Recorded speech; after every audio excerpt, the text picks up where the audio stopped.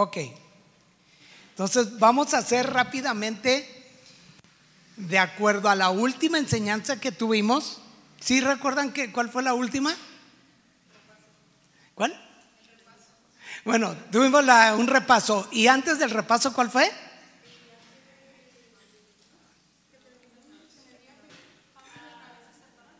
Ajá. Ay, mi amor, se me olvidó la Biblia de la hermana Oralia. Híjole. El domingo, hermanita, el domingo se ganó ese premio. ¿Sí? Sí, mira, ok. Con esto, ¿ah? Ok. Nos quedamos cuando Pablo y Bernabé se separan. Ahora, recordemos así básicamente que el capítulo 13 y 14 nos relatan ¿qué? El primer viaje misionero. Un viaje que duró ¿cuánto tiempo? 2 años. Entonces nos quedamos en esa separación. ¿Te acuerdas cómo se da? Terminaron el primer viaje misionero y luego Pablo le dice a Bernabé, volvamos a visitar a cada una de las ciudades donde ya antes predicamos la palabra del Señor para ver cómo andan los nuevos creyentes. ¿Ok? Entonces ahí aprendimos en esta última lección acerca de la preocupación de Pablo por los nuevos creyentes. ¿Ok? Porque él quiere volver a visitarlos. Y su preocupación, dijimos que tenía un sentido de responsabilidad que recaía sobre sus hombros. Y en esa preocupación que Pablo tiene podemos observar acerca del cuidado, el amor y la bondad de Pablo por la iglesia de Dios. Y también mencionamos que ese tipo de preocupación es saludable.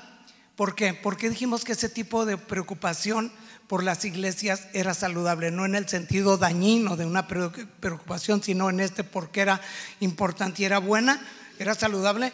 Porque una preocupación por las iglesias te motiva a buscar soluciones a problemas, prevenciones y advertencias a tiempo. ¿Ok?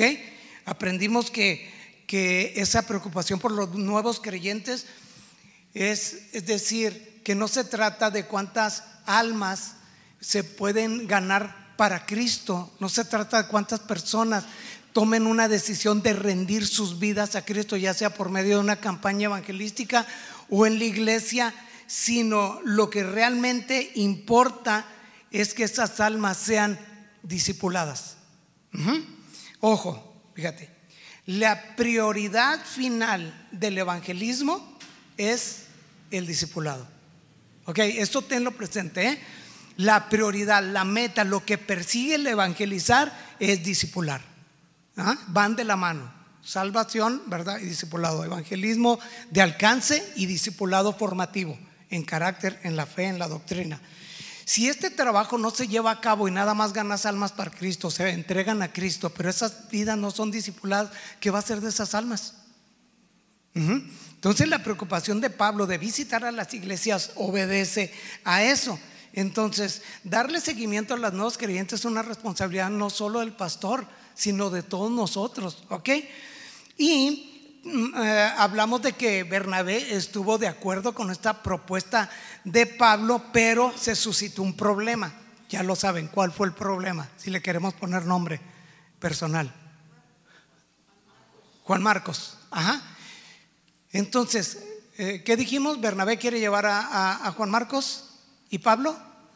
No. Terminantemente no quiere. ¿Por qué? Porque no quería llevarlo de nuevo.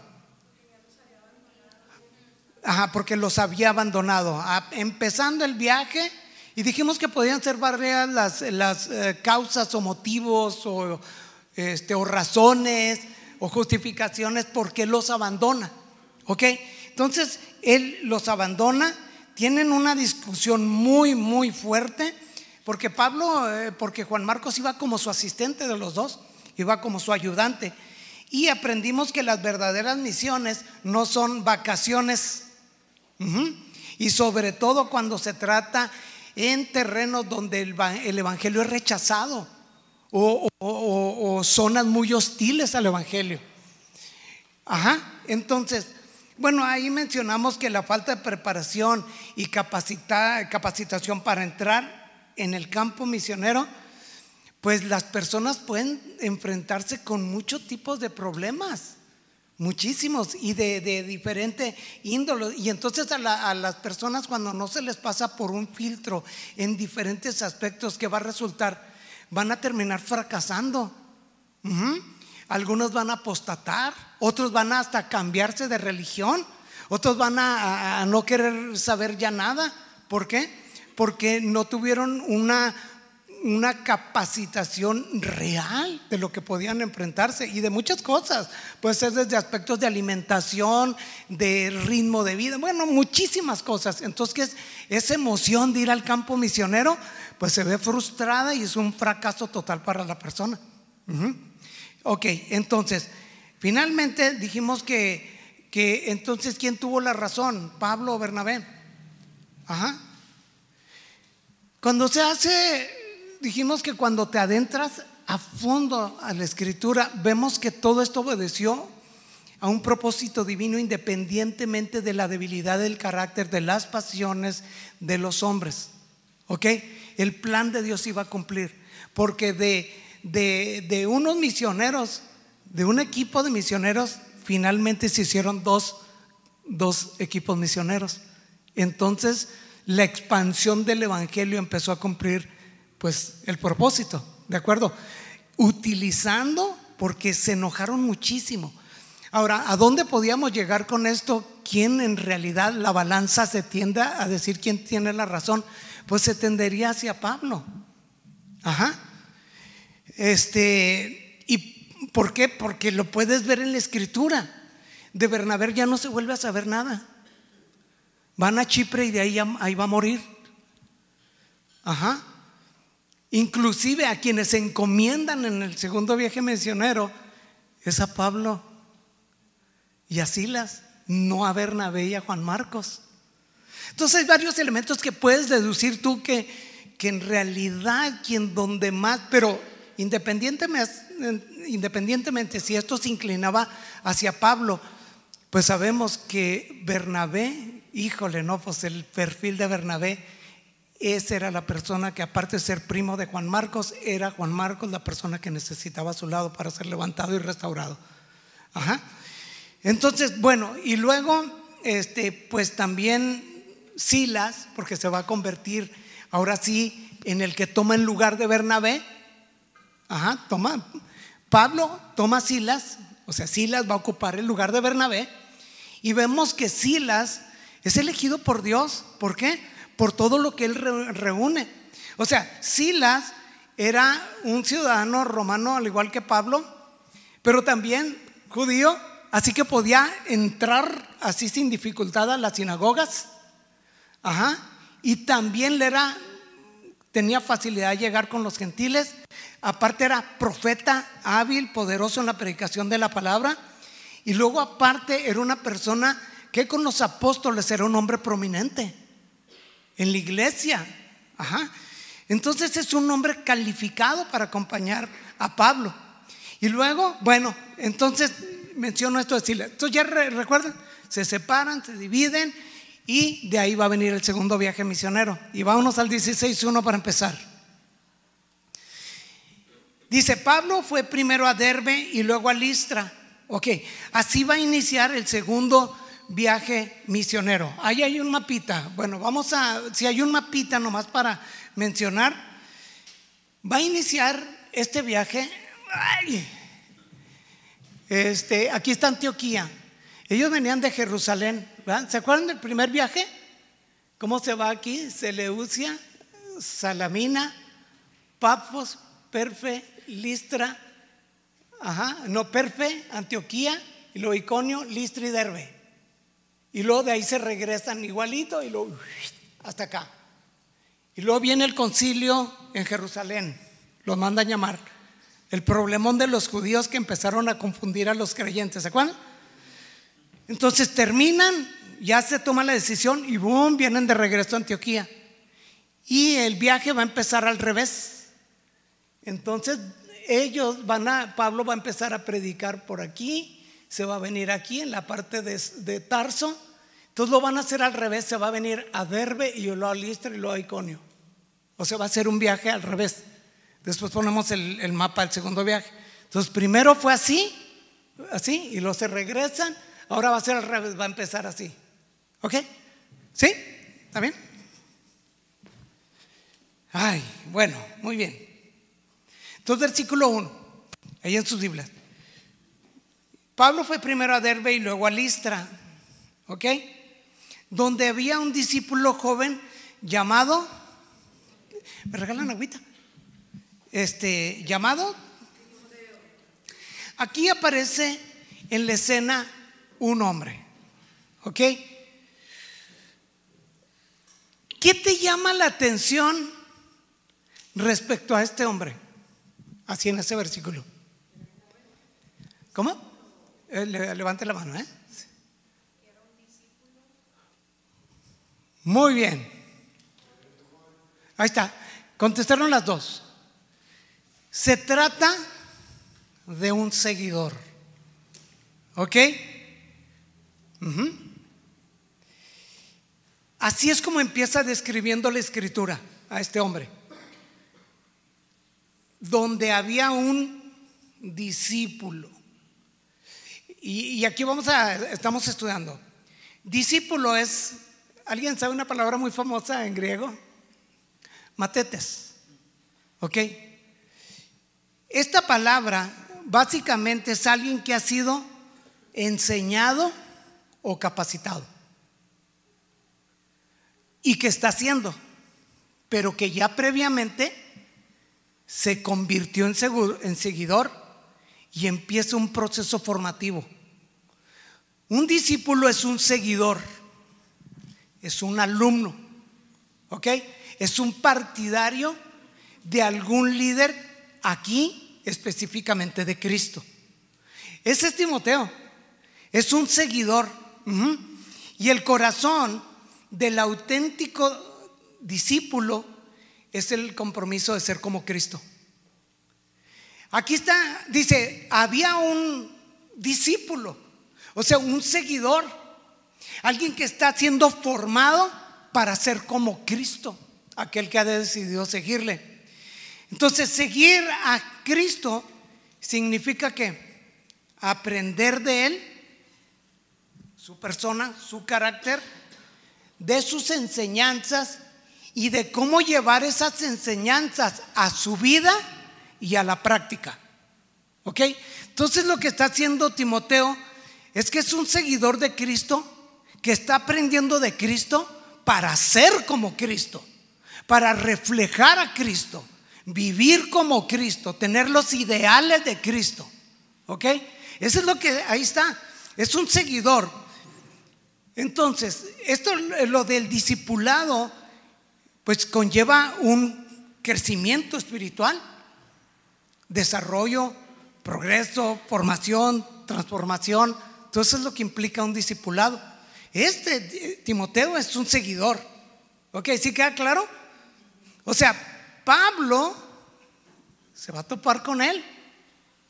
En su visita de Pablo, ahí se va a encontrar con ese hombre. ¿Ok? ¿Qué más dijimos que era? Joven. ¿Qué te dice esto de que era joven?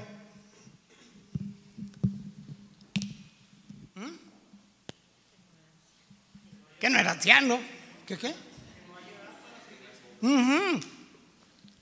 Que no hay una edad específica en que la Biblia nos dice: a partir de esta edad tú ya puedes ser un seguidor de Cristo. ¿Qué nos dice? Que el cristianismo no es solo para jubilados o viejitos, es para todos aquellos que tienen conciencia de que son pecadores y que necesitan un salvador para su alma. Entonces el evangelio es para todos. La cuestión aquí específica es que él es joven, para que los jóvenes que están aquí no desperdicien su vida y se conviertan en verdaderos seguidores de Cristo. Ahora, a estas alturas, la edad de Timoteo, ¿de cuánto le calculas que era? Aquí en este pasaje, antes del segundo viaje misionero.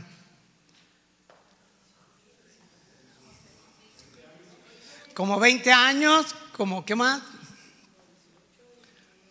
18, 19. Pues no sé, si sabes después me dices. Ok, estamos hablando, no hay una fecha precisa, 21 años a 24 años. Ok, ¿está bien? 19, vamos a ponerle ahí. Pero estamos hablando de 20 y tantos años.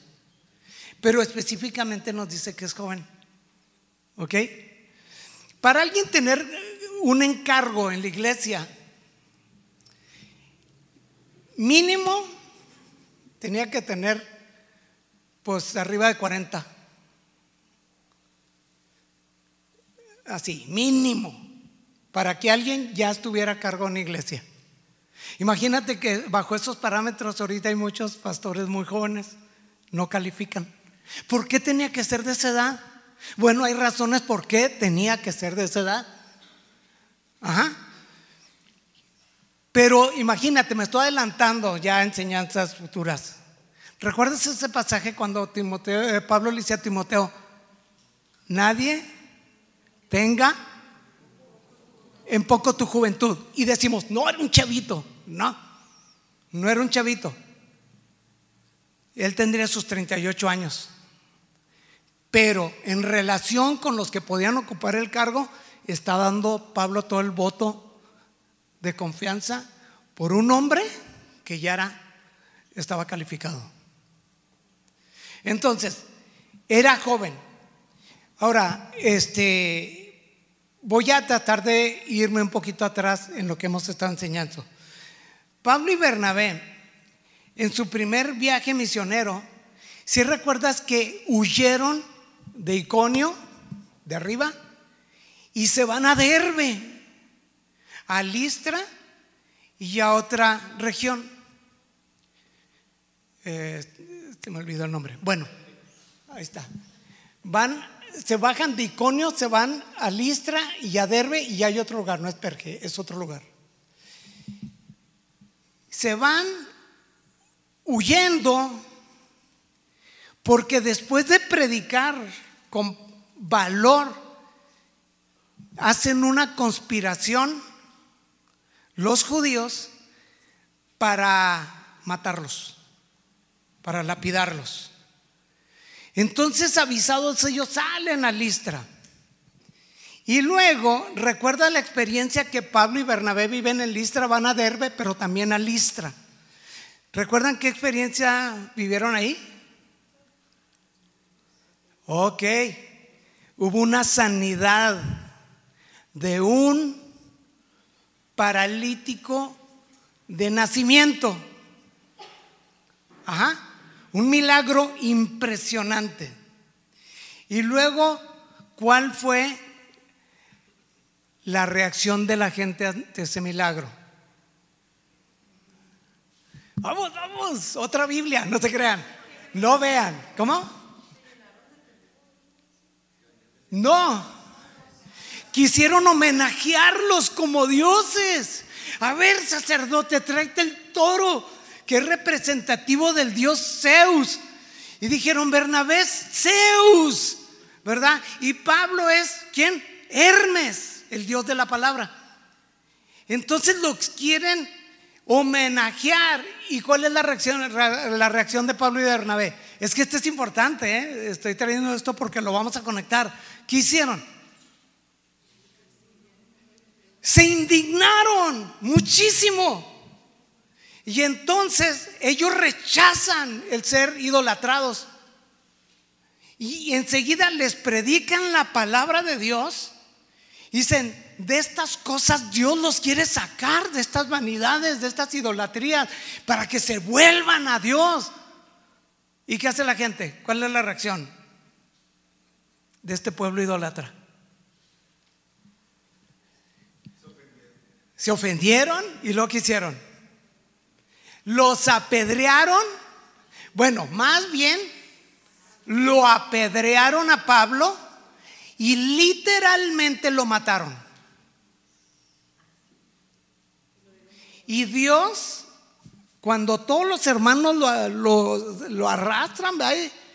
Fuera, oran por él y Dios, y digo literalmente porque aquí hay esta interpretación cuando dice como muerto, o sea, lo mataron prácticamente, y Dios, pues, si estaba casi muerto, Dios le daba la oportunidad de que no se muera. Si ya estaba muerto, lo resucita, porque su trabajo y su obra, la que fue llamado, no había terminado. ¿Ok? Eso ocurrió en Listra. ¿Ok? Bueno, ¿dónde están ahorita Pablo y Sila? En Listra, ¿verdad? Están en Listra. ¿Quién pensaría que cuando ocurrió ese evento, quién pensaría que en esa ocasión ahí mismo se encontraba un jovencito de aproximadamente 16 años de edad viendo esa escena, viendo a un predicador predicando con denuedo, que los quieren idolatrar? Ve a esos predicadores que rechazan ser idolatrados, ven cómo medio matan a Pablo y le impresiona. Lo arrastraron a orar por él. ¿Y qué hizo Pablo cuando se levanta? Pues ahí van a seguirle predicando. Imagínate, el testimonio de Pablo fue tan impresionante para Timoteo, para ese jovencito, que él se entregó a Cristo. Impresionante. Pablo se lo va a recordar en su segunda carta. No puse el capítulo, pero bueno. Y mira lo que dice: pero tú, Timoteo, sabes muy bien lo que yo enseño y cómo vivo y cuál es el propósito de mi vida. También conoces mi fe, mi paciencia, mi amor y mi constancia. Y mira, subraya: sabes cuánta persecución y sufrimiento he soportado y cómo fui perseguido en Antioquía, Iconio y Listra. Sabes. Pero el Señor me rescató de todo eso. O sea, le está diciendo en una carta: tú sabes lo que viví allá. Ajá. Entonces, imagínate, Timoteo está ahí viendo esa escena en Listra, y Pablo en su segundo viaje va a ir a Listra, porque empieza en Derbe y luego ese segundo viaje en Listra. Y en Listra se va a topar ¿con quién? Donde un discípulo llamado Timoteo está ahí. ¿Ok? Entonces dice que su madre era una creyente judía y su padre era griego. Entonces estamos hablando de una familia donde la mamá nació en el judaísmo, pero ahora es creyente. Ahora, algo importante es que se cree que Pablo en el hogar de Eunice, la mamá de Timoteo, ahí Pablo los visitó y los llevó a los pies de Cristo. Ajá. Entonces aquí dice que su madre era una creyente judía, pero en las escrituras, en las cartas de Timoteo, dice que su madre Eunice y su abuela Loida. ¿Ok? Entonces Eunice es aquella que alcanza la victoria, una creyente con raíces judías. Entonces, versículo 2. ¿Sí vamos bien, hermano? No estoy así. Ok. Los creyentes de Listra e Iconio tenían un buen concepto de Timoteo. Ok, ¿qué nos enseña este pasaje respecto a la espiritualidad de Timoteo? ¿Qué nos enseña? Ajá. A ver, vean. Sí, un buen testimonio. Entonces, ¿qué nos quiere decir esto? Que era una vida congruente de su fe con su manera de vivir. Era congruente. O sea, los hermanos de la iglesia de Listra e Iconio, escucha, daban buen testimonio del buen testimonio que daba Timoteo. No es un trabalenguas. ¿Qué dije? Daban un buen testimonio del buen testimonio que Timoteo daba. ¿Y cuál era ese testimonio? Pues eso, bueno. Ajá. Ahora, es importante definir aquí un poquito lo que es testimonio. Y si quieramos ver la raíz así, etimológica de testimonio, testis es testigo. Y monio es calidad de. Entonces estamos hablando de la calidad del testigo.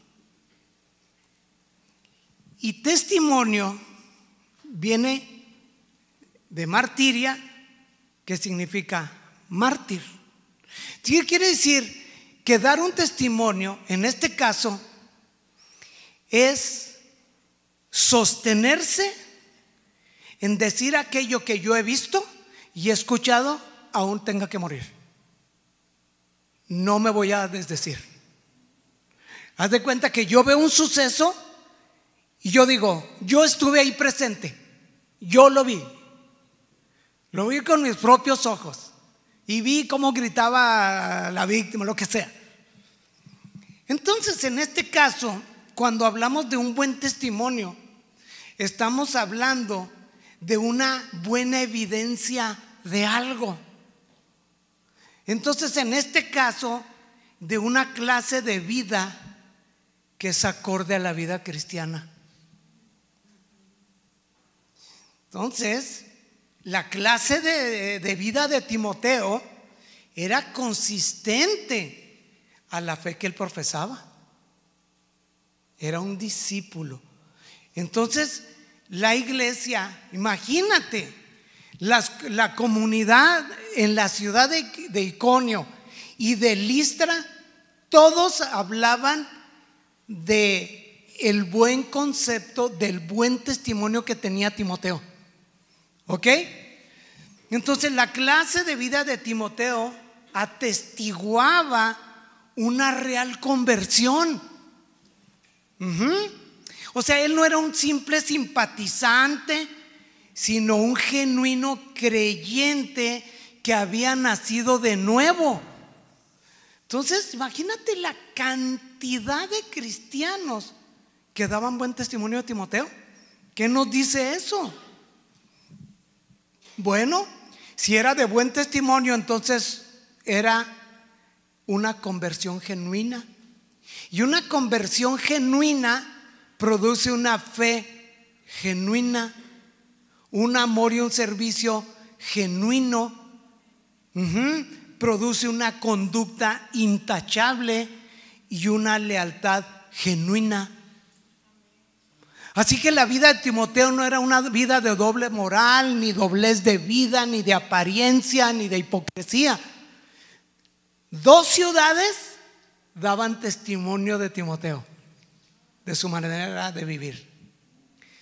Entonces, la vida de Timoteo era una vida observada por los hermanos de las iglesias de estas 2 ciudades. Ok, muy bien. Pues hasta ahí dices, wow, Timoteo. Pero como tú y yo no somos simples espectadores de la Biblia, o de que nos cuenten nada más las historias de otros, todos los creyentes estamos siendo observados. Todos. Pero hasta me dicen, hombre, bien que te fijas. Natalia está igual. ¿Qué? Corregida y aumentada. Todos. Nadie de aquí se escapa de nosotros mismos. Somos observados por nosotros mismos. La vida de Timoteo era observada, por eso daban testimonio. Y si si hubieran dado mal testimonio, la Biblia nos diría por qué.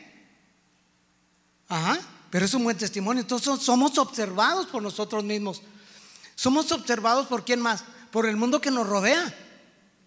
Somos observados en la escuela, en el trabajo, en la colonia, por nuestra familia con los que ya no vivimos. Estamos siendo observados. Esto significa que estamos siendo leídos. Y entonces la gente nos observa y dice, deja mucho que desear, o realmente es consistente con su vida. ¿Ok? Ahora, pero más importante es que nuestra conciencia nos observa. Y hay veces que nada más estamos solitos, la conciencia y yo, cuando nadie me ve.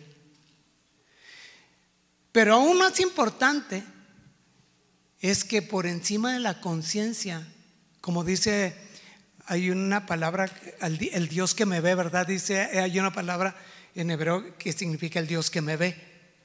Pero hay un Dios que sí nos observa.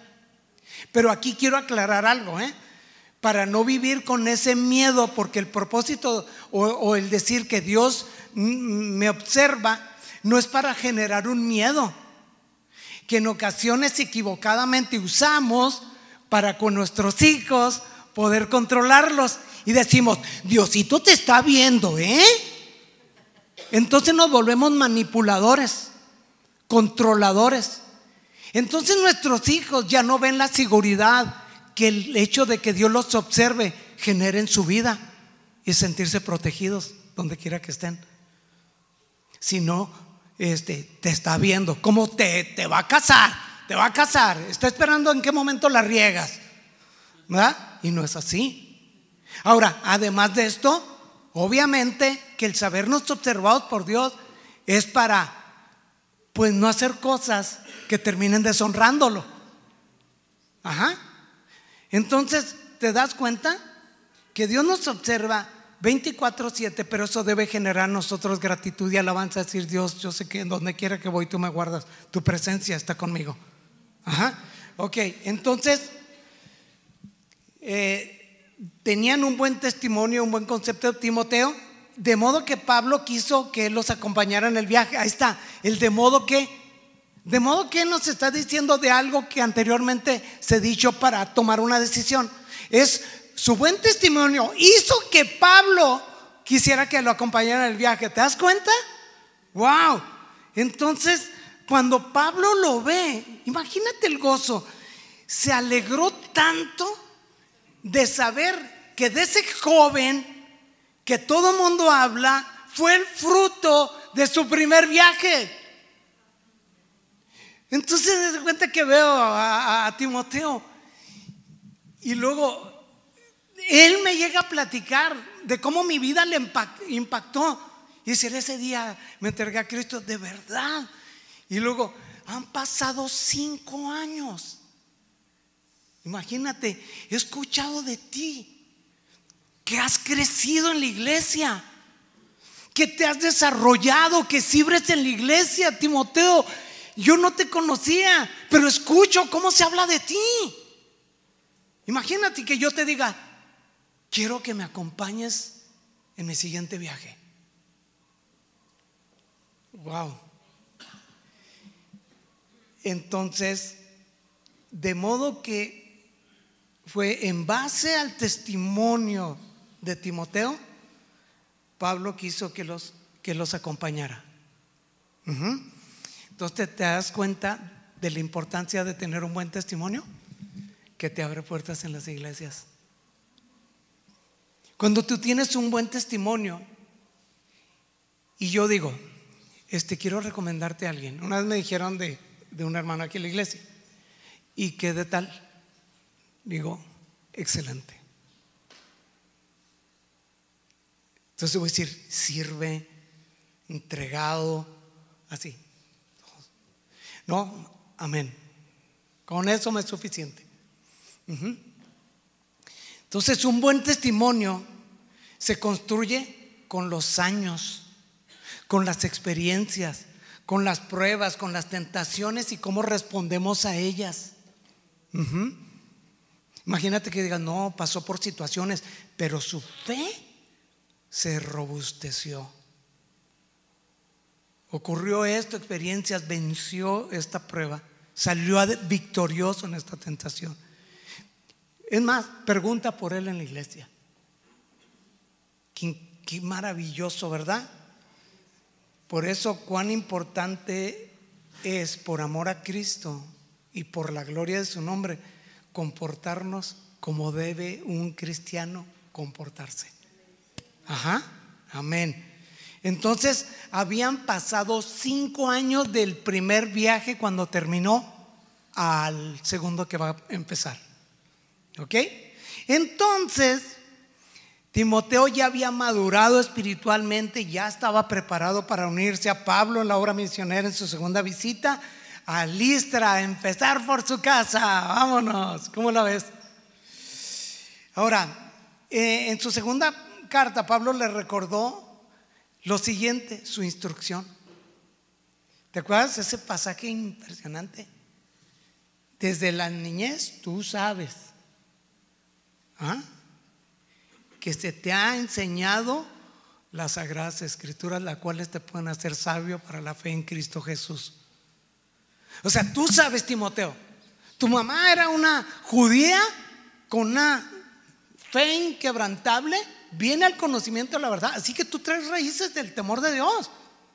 A ti se te enseñó desde pequeño y vienes a tener un encuentro con Cristo ya jovencito. Entonces, ¿te acuerdas que dice toda la escritura es inspirada por Dios y es útil? Ahí le está diciendo, tú sabes del poder que tiene la escritura. Te corrige, te muestra el camino, te hace ver lo que está mal en tu vida y todo. Así que tú sabes lo que la Biblia significa para ti, lo que la Biblia es. Entonces Timoteo jamás imaginó quién lo invitaría a ser parte de estos 2 viajes.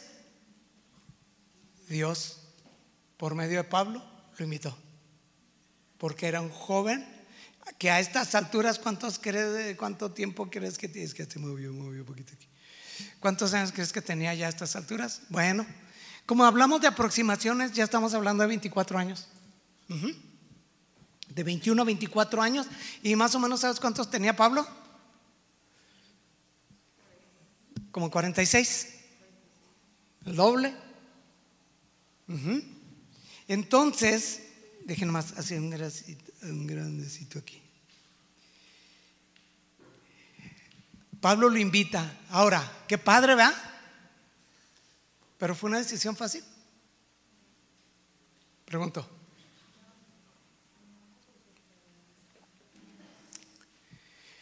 Papá, mamá, Pablo, el apóstol Pablo me está invitando a este segundo viaje. ¿Qué?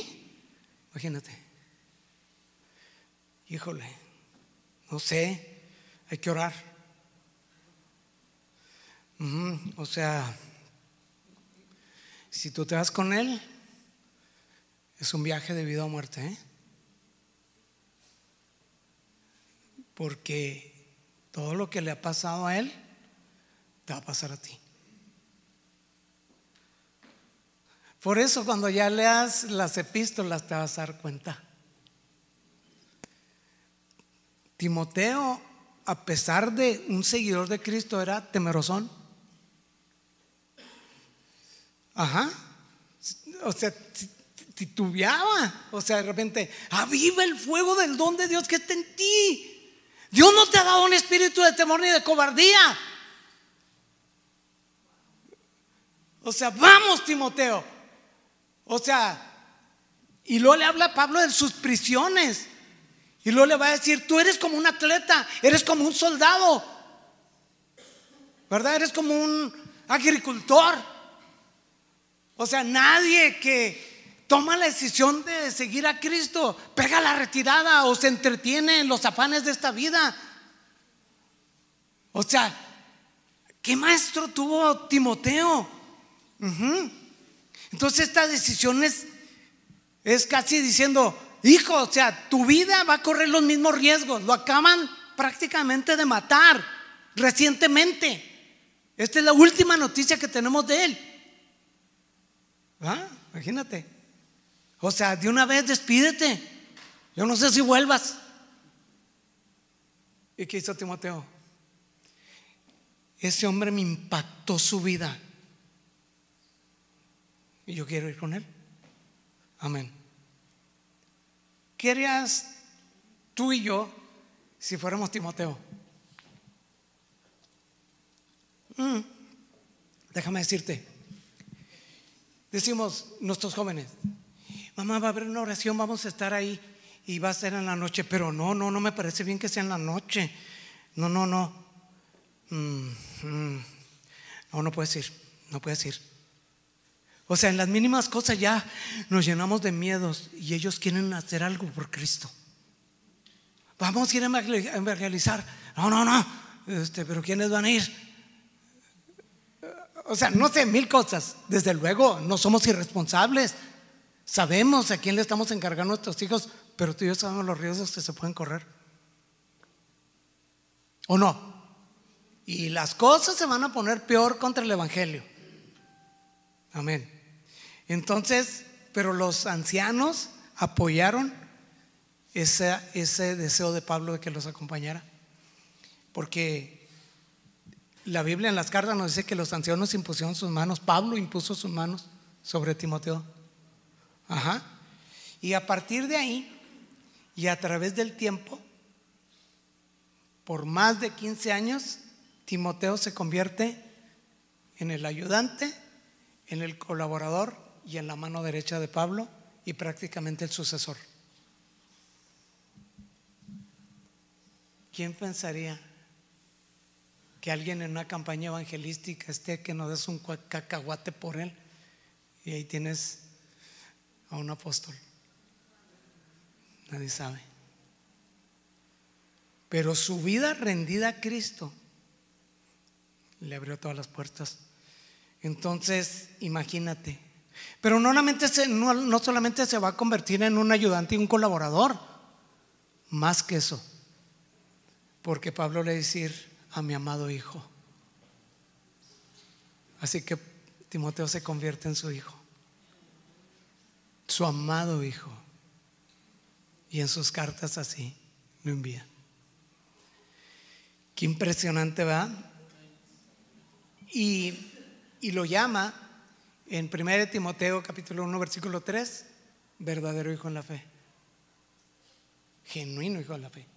Yo cuando leí este pasaje, es algo que de años, muchísimos años, yo quiero que en mi lápida aparezca la inscripción: José Briceño Ramos, acuérdate mi amor, y mis hijas, porque así es lo que yo quiero, que diga: siervo de Jesucristo, verdadero hijo en la fe. Eso es lo que más deseo en mi vida, y el Señor me lo conceda. Pero mi vida ahorita tiene que ser el testimonio para que eso sea válido, porque si no van a decir: verdadero hijo en la fe, será un hipócrita, un tranza, un mentiroso, era un todo sale a la luz, ¿verdad? Pero lo que Cristo perdona y su sangre lo borra, queda enterrado y el Señor no se acuerda más. Pero hay que vivir a partir de ahí. Por eso es una vida del cristiano de constante arrepentimiento, porque no queremos que nada salga a la luz, ¿verdad? Y bueno, Dios le suple a Pablo, en lugar de Bernabé, ¿quién? Silas o Silvano. Y en lugar de Juan Marcos, Timoteo, para que eso quede claro, cómo se van a desarrollar. Ya después vamos a hablar más de Timoteo otra vez que estemos estudiando, pero versículo 3 ya vamos a casi terminar, porque ya se me acabó el tiempo. Y dice el versículo 3, la parte final: por respeto a los judíos de la región, dispuso que Timoteo se circuncidara antes de salir, ya que todos sabían que su padre era griego. Bueno, básicamente para explicar, ¿ok? Para un judío, un hijo que su madre era judía y su padre era gentil, ese hijo era judío. Fíjate. El asunto es que si no estabas circuncidado, entonces eras judío, pero apóstata. ¿Cuál fue lo que se trató en el concilio de Jerusalén? Bueno, ahorita voy a mencionar. Entonces, lo que Pablo va a hacer, porque en el concilio de Jerusalén, las decisiones que quisieron imponer aquellos judíos de una secta de fariseos era que se circunciden y que obedezcan la ley de Moisés. Y en la ley de Moisés abarca muchísimo. Ajá. Entonces, la decisión es que no se circunciden. Pero Pablo lo circuncida. Y antes de viajar en el segundo viaje, o sea, hay que circuncidar a Timoteo. ¿Pero por qué? Bueno, uno, para no tener ningún estorbo y puedas entrar a las sinagogas. ¿Sí? O sea, no quiere decir que yo, Pablo, sigo siendo mis raíces bien judías, que órale, no. Esa estrategia en esto, ¿ok? Yo no estoy, inclusive si vemos el pasaje en el capítulo 15, habla que somos salvos por la gracia de Dios en Cristo. Entonces, ahora, para afirmar esta posición de Pablo tan sabio, mira 1 Corintios 9:19 en adelante. A pesar de que soy un hombre libre y sin amo, me he hecho esclavo de todos para llevar muchos a Cristo. Y mira, cuando estaba con los judíos, vivía como un judío para llevar a los judíos a Cristo. Cuando estaba con los que siguen la ley judía, también vivía bajo esa ley. A pesar de que no estoy sujeto a la ley, me sujetaba a ella para poder llevar a Cristo a los que están bajo la ley. Cuando estoy con los gentiles, quienes no siguen la ley judía, yo también vivo independientemente de esa ley para llevarlos a Cristo. Pero no ignoro la ley de Dios, obedezco la ley de Cristo. Aquí está. Y dice, cuando estoy con los que son débiles, me hago débil con ellos, porque deseo llevar a los débiles a Cristo. Sí, con todos trato de encontrar algo que tengamos en común y hago todo lo posible para salvar a algunos. Y dice, hago lo que sea para difundir la buena noticia y participar de esas bendiciones. Yo me hago a todo. Busco algo en común. Imagínate, estás con un católico. ¿Tú crees en Dios? Yo creo en Dios. ¿Tú crees en Dios? Yo en Dios. Yo de ahí me agarro. ¿Crees en el Evangelio? Pues yo también creo en el Evangelio. Busco las cosas en común. ¿Ok? Entonces, versículo 4. Luego fueron de ciudad en ciudad enseñando a los creyentes a que siguieran decisiones tomadas por los apóstoles y ancianos en Jerusalén. Entonces ya se las dije, ¿cuáles fueron las decisiones? Bueno, las decisiones dijeron, los convertidos gentiles, los judíos dijeron, tienen que ser circuncidados y obedecer toda la ley de Moisés. Pero la respuesta del concilio de Jerusalén, que está en Hechos 15, 28 y 29, se los voy a leer. Pues nos pareció bien, no es un arrogante, no tengamos, pues nos pareció bien al Espíritu Santo y a nosotros. Pues hablamos con el Espíritu Santo. No, sí estamos de acuerdo, Espíritu Santo, ¿verdad? No. Pero aquí se ve la conexión, la sensibilidad. Nos pareció bien al Espíritu Santo y a nosotros no imponer sobre ustedes una carga mayor que estos pocos requisitos. 1, deben abstenerse de comer alimentos ofrecidos a ídolos. 2, de consumir sangre o la carne de animales estrangulados. Así que los que les gusta la morcilla, ¿verdad? Y de la inmoralidad sexual. Si hacen esto, harán bien a Dios. Ahora, esa instrucción es específicamente a esas comunidades, porque toda esta confusión de los judíos llegó hasta allá. Nos tenemos que estudiar. Hoy tenemos que vivir bajo la ley de Moisés. Nada, esta es la decisión apostólica. Versículo 5, así que ya terminamos. Wow. Así que las iglesias se fortalecían en su fe y el número de creyentes crecía cada día. Así empieza el primer viaje misionero. Cuando les dan estas instrucciones, se la están dando a una iglesia que está viviendo bajo un estrés espiritual. Nos quieren imponer esto. ¿Y qué pasó? ¡Wow! Se empezaron a fortalecer en la fe y empiezan a crecer. Gracias, hermanos.